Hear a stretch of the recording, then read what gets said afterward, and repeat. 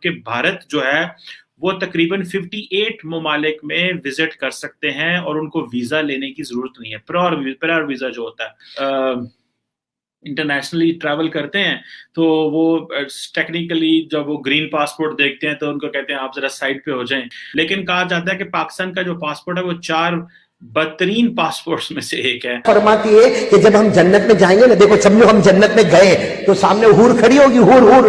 हूर तो समझते हो ना, हूरों के ताल्लुक से जो कुरान फरमाता है, जो जन्नत के तस्करों में आता है। तो जन्नत एक हकीकत है, अल्लाह ने बनाई है नेक बंदों के लिए। जन्नत की हूरें भी उसमें एक हकीकत है।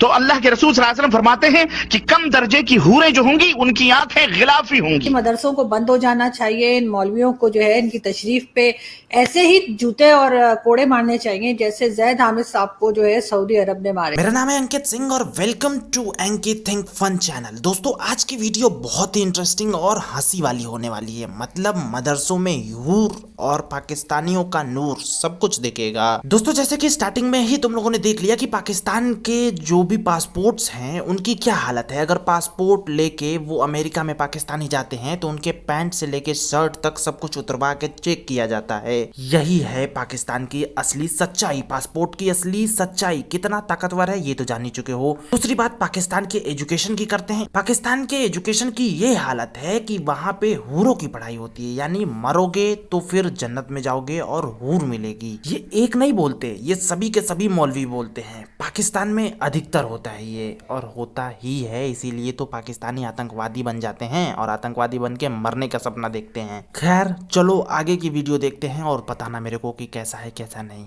देखो आगे की वीडियो।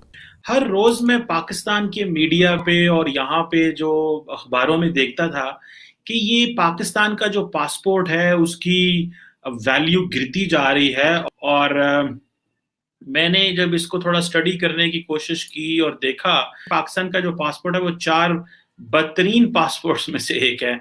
और इसका जो नंबर है वो 116 ममालिक में 113वें नंबर पे, यानी कि टोटल अगर 116 ममालिक के पासपोर्ट है तो 113 जो नंबर है वो हमारा आता है और 31 मुल्कों में हम ट्रैवल कर सकते हैं। इसके बरक्स मैंने इंडिया का पासपोर्ट भी थोड़ा देखा कि वहां पे उसके बारे में क्या कहा जाता है। तो हमारा जो है वो फर्स्ट 34 में जो 113 पे आता है, तो इंडिया का जो पासपोर्ट है वो 85th पे आता था, जो कि एक बेसिकली एक स्टडी है जो की गई Henley and Partners passport index 2021 की। तो जस्ट मैंने इसको थोड़ा स्टडी किया, मैंने कहा ये हो क्या रहा है, ये वाकई खबरें ठीक होती हैं। तो फिर पता चला कि हाँ जी ये ऐसे ही है। और ये पाकिस्तान की जो एलीट है, जो जिसे हम एलीट कैप्चर कहते हैं, इन्होंने हमारे मुल्क की ये हालत कर दी है कि अब इसमें सिर्फ 31 मुल्कों पे विजिट किया जा सकता है, जबकि भारत जो है वो तकरीबन 58 ममालिक में विजिट कर सकते हैं और उनको वीजा लेने की जरूरत नहीं है। प्रायर वीजा जो होता है, याद है आपको कि हमारी वो पाकिस्तान की एक एक्ट्रेस हैं सबा कमर, उन्होंने एक इंटरव्यू में कह दिया कि मैं इंडियंस के साथ शायद ट्रैवल कर रही थी, कोई ड्रामा या मूवी थी या इस तरह। तो वो हम ग्रुप में थे तो कह रही वो सब निकल गए और जब हमारे पासपोर्ट की मैं गई तो मुझे उन्होंने साइड पे कर लिया कि आप साइड पे आ जाएं। और इस तरह की जो सिचुएशन कहती है मेरे साथ वो हुई वहां पे। तो ऑब्वियसली एक फिर एम्बैरेसमेंट तो होती है कि ये क्यों है।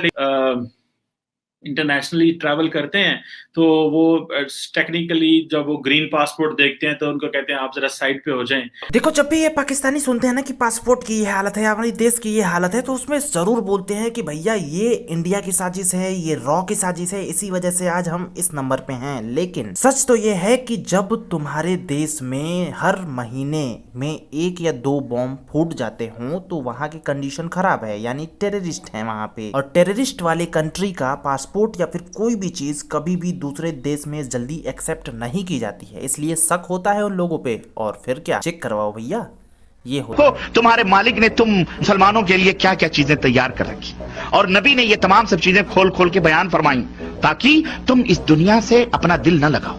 आपको मालूम है हम जब जन्नत में जाएंगे, मैं अपनी तरफ से नहीं बोलता, अल्लाह के रसूल पाक सल्लल्लाहु अलैहि वसल्लम ने फरमाया, हजरत आयशा फरमाती है कि जब हम जन्नत में जाएंगे ना, देखो समझो हम जन्नत में गए तो सामने हूर खड़ी होगी।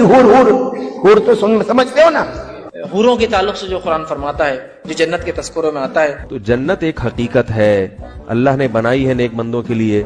जन्नत की हूरें भी उसमें एक हकीकत है। तो अल्लाह के रसूल सल्लल्लाहु अलैहि वसल्लम फरमाते हैं कि कम दर्जे की हूरें जो होंगी उनकी आंखें गिलाफी होंगी, खूबसूरत गिलाफ जैसी आंखें उनकी। जन्नत में शराब की नहरें हैं, शहद की नहरें हैं, दूध की नहरें हैं। हमें तो सब चीजें चाहिए।